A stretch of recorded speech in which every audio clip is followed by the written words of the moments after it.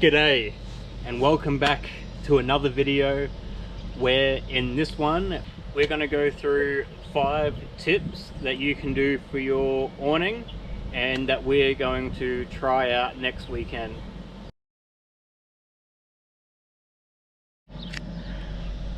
Tip number 1 is replace these pegs that come with the awning. They are quite small and will bend really easily. This is the minimum size peg that I would use, and when you do peg the awning down, making sure that you don't come too far out away from the awning. That is a mistake I have done before.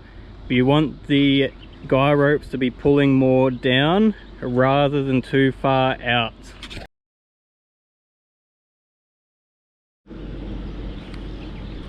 Tip number 2 is replacing the blue rope that sits in here with a carabiner, because what I understand is that the sharp aluminium can cut through the rope.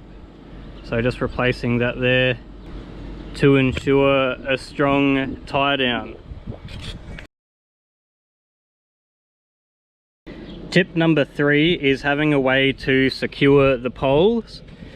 So what I've done is drilled a hole down the bottom here, and I've just used a zip tag and pegged that to the ground to stop this from moving.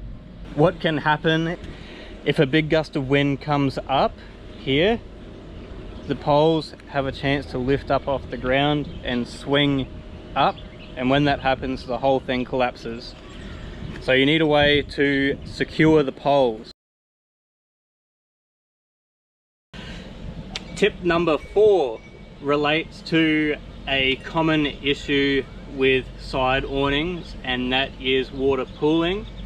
And the easiest way to deal with that is to lower one side to let the water run off. But you don't want to lower the awning too much at the front, and I'll show you why.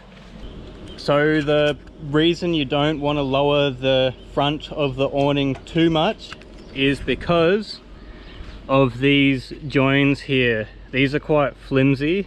Alright, you don't want to put too much pressure on these joints. The other thing you'll want to do as well while you're here, just test it out at home and see how low you need to go to get a good runoff.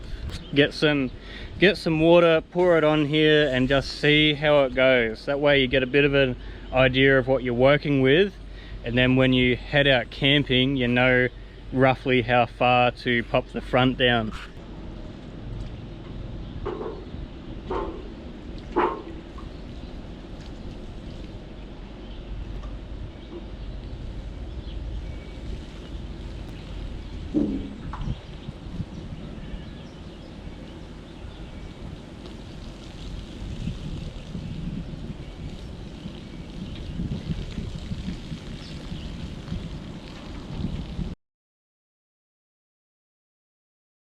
Alright, and tip number 5 is a spreader bar to put here, because when you have the side walls on in particular, these tend to bow in, and this just adds a bit of structure to the whole thing and makes it a bit stronger. Alright, there we go. So that was 5 tips for your side awning. I hope it was helpful. If it was, like and subscribe. So we are going away next weekend for an overnighter, so we'll have another video out soon and we'll get to use this awning for the first time. Hope it goes well, and as always, thank you for watching.